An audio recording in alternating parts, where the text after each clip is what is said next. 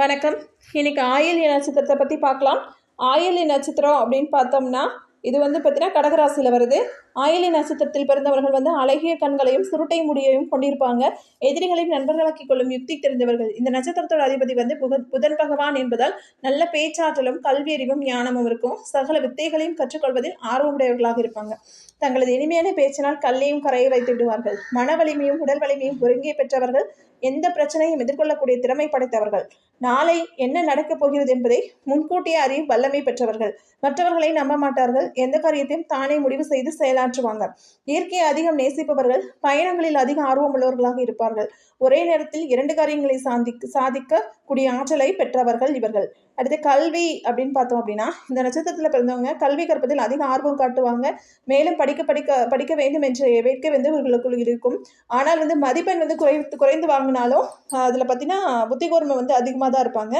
அதே மாதிரி ஆர்வம் படிப்பில் கொஞ்சம் ஆர்வமாக தான் இருப்பாங்க. அடுத்த தொழில் அப்படின்னு சொல்லி பார்த்தோம்னா பணிபுரியும் இடத்தில் நீதி தவறாமல் நேர்மையுடன் நடந்து கொள்வார்கள். மனசாட்சிக்கு எதிராக எந்த காரியத்தையும் நடந்து கொள்ள மாட்டார்கள். மனதைரியம் கொண்டவர்கள்.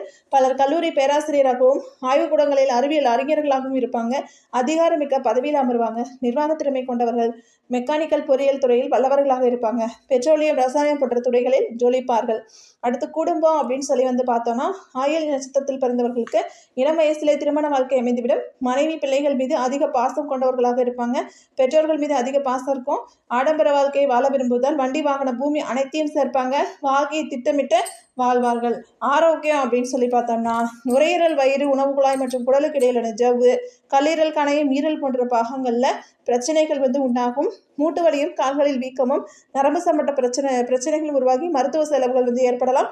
கவனமா இருக்கணும். அடுத்து நெக்ஸ்ட் பார்த்தோம் அப்படின்னா ஆயில்ய நட்சத்திரத்தோட குணங்கள் அப்படின்னு பார்த்தோம்னா ஆயில்ய நட்சத்திரத்துக்கு புதனும் சுக்கிரனும் அதிபதிகள். இது கடகராசியோட நட்சத்திரம்.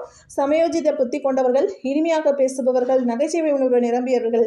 பிறரை எடை போடுவதில் வல்லவர்கள். சிறந்த அறிவாற்றலை கொண்டவர்கள். வாழ்வில் வெற்றி பெற கடுமையாக உழைப்பாங்க. அடுத்து பொதுவான குணம் அப்படின்னு சொல்லி பார்த்தோம் அப்படின்னா மன வலிமையும் உடல் வலிமையும் ஒருங்கே பெற்றவர்கள். எந்த பிரச்சனைகளையும் எதிர்கொள்ளும் துணிவை கொண்டவர்கள். ஆயில்ய நட்சத்திரம் மாமியாருக்கு ஆகாது என்ற ஒரு சொல் இருக்குது. ஆனால் பண்டைய சாஸ்திரத்துல அதற்கான ஆதாரம் எதுவுமே இல்லை. அடுத்து மற்றவர்கள் ஆலோசனை ஒருபோதும் ஏற்க மாட்டார்கள். தனக்கு எது சரி படுகிறதோ அதையே தான் செய்வாங்க. ஒரு காரியத்தை எடுத்தால் அதை முடிச்சு விட்டு தான் மற்ற காரியத்தை செய்வாங்க. எதிரிகளை கண்டு அஞ்சாதவர்கள். நியாயத்தையும் தர்மத்தையும் மற்றவர்களுக்கு எடுத்துரைப்பாங்க. இயற்கை விரும்பிகளாக இருப்பதால் அடிக்கடி பயணம் மேற்கொள்வார்கள். இளம் வயதிலே திருமண வாழ்க்கை இவர்களுக்கு அமையும். சிறு வயதில் வறுமையில் போராடினாலும் மத்தியம வயதில் யோகம் உண்டாகும். குடும்பத்தினரிடம் அன்பாக நடந்து கொள்வார்கள். அவர்களுக்காக அதிக செலவுகள் செய்வாங்க. திட்டமிட்டு வாழ்க்கையை நடத்துவார்கள். வேலை செய்யும் இடத்தில் நேர்மை நாணயம் விசுவாசத்துடன் நடந்துக்குவாங்க. அடுத்து மனசாட்சியோடு நடந்து கொள்வார்கள்.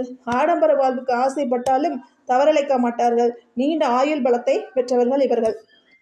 அடுத்து ஆயுள் 1ஆம் பாதம் அப்படின்னு சொல்லி பார்த்தோம்னா இது குருவோட அம்சம் பொருந்தியது. இதில் பிறந்தவர்கள் தைரியசாலியாகவும் புத்திசாலிகளாகவும் இருப்பாங்க. புதிய விஷயங்களை கண்டுபிடிப்பதில் முனைப்புடன் செயல்படுவாங்க. கோபமும் இருக்கும், குணமும் இருக்கும். மற்றவர்கள் புகழ்வதை விரும்புகிறவர்கள். அடுத்து ஆயில்யம் 2ஆம் பாதம் அப்படின்னு சொல்லி பார்த்தோம்னா இது சனி பகவானோட அதிபதி. சுகபோகங்களை அனுபவிப்பதில் ஆர்வம் உள்ளவர்கள். தவறு செய்தாலும் அதை நியாயப்படுத்தி பேசுவாங்க. தனக்கு கொடுக்கப்பட்ட வேலைகளை மிகச்சரியாக செய்பவர்கள். அடுத்து ஆயில்யம் 3ஆம் பாதம் அப்படின்னு சொல்லி பார்த்தோம்னா 3ஆம் பாதத்தை ஆள்பவரும் சனி பகவான் தான். முன்கோபிகள். செல்வத்தை எந்த வழியிலாவது அடைய முயற்சிப்பாங்க. மற்றவர்கள் அறிவுரையை கேட்க மாட்டாங்க. தங்களை தாங்களே புகழ்ந்து கொள்ளும் குணமுடையவர்கள். ஆயில்யம் 4ஆம் பாதம் பார்த்தோம்னா இதன் அதிபதி குரு பகவான். புத்திசாலிகள் தான், ஆனால் சோம்பேறிகள். எதிர்மறையாக சிந்திக்கக்கூடியவங்க. நோகாமல் நுங்கு திங்க ஆசைப்படுவாங்க. எந்த செயலையும் செய்தாலும் திட்டமிட்டு செய்ய மாட்டாங்க. 4ஆம் பாதத்தில் பிறந்தவங்க பிள்ளைகள் ஆயில்யம் 4ஆம் பாதத்தில் பிள்ளைகள் பிறந்தால் பெற்றோர்களுக்கு துன்பம் வரும் என்பதால் சந்திரசாந்தி பூஜையை செய்வது நலம். அடுத்து ஆயில்ய நட்சத்திரக்காரங்க கோயில் அப்படின்னு பார்த்தோன்னா தஞ்சாவூர் மாவட்டம் திருவிடைமதுரை தாலுகா திருது தேவன்குடியில் அமைந்திருக்கிறது. அருள்மிகு கற்கடேஸ்வரர் திருக்கோயில். தாயார் அபூர்வ நாயகி, அருமருந்து நாயகி. ஆயில்யம் நட்சத்திரக்காரங்க தங்கள் தோஷங்கள் நீங்க இத்தலைவர் இறைவனை வழிபடுகின்றனர். கிரகதோஷங்கள் நீங்க கற்கடேஸ்வரருக்கு நல்லெண்ணெய் அபிஷேகம் செய்து வேண்டிக் கொள்கின்றனர். இந்த நல்லெண்ணெய் உட்கொண்டால் நோய்கள் நீங்குகிறது என்பது ஐதீகம். அதனால இந்த கோயிலுக்கு போயிட்டு வரலாம். நன்றி, வணக்கம்.